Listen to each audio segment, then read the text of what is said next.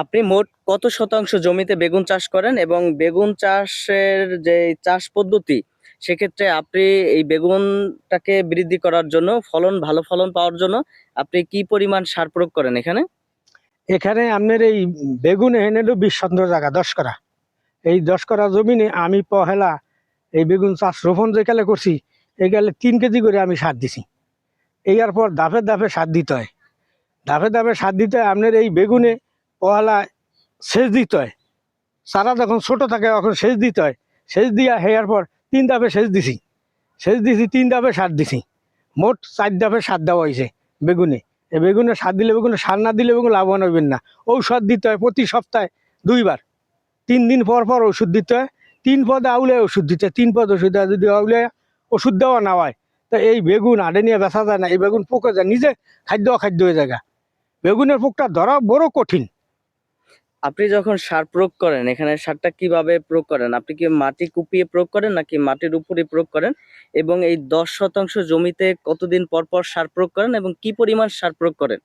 এই সার দ্বারা পহেলা 3 পদে সারে সাথে মিক্সার করি, মিক্সার করে এই সার দ্বারা বুনতে হয় মাটিতে বুনিয়া। এর পর সারটা হলো ওই পটাশ, ইউরিয়া, ওই টিএসপি 3 পদে তোর আউলে লইতে হয়। আউলাইয়া হেয়ার পর সারটা বুনতে হয়, বুনিয়া হেয়ার পর কূপ দিতে হয়। হেয়ার পর 1 সপ্তাহ বাদে এই দ্বারা আবার একটু সেচ দিতে হয়, পানি দিতে হয়।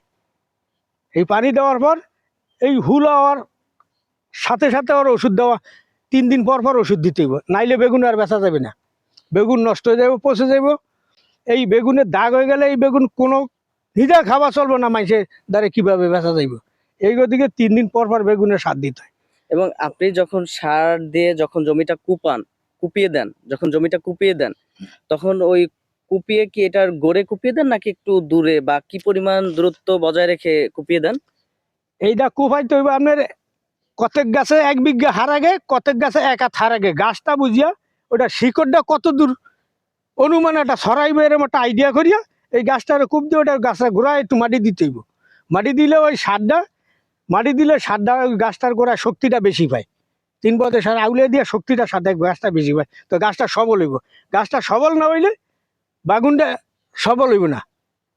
গাছটা সবল হইলে বেগুনটা সবল হইব, নাইলে হইব না।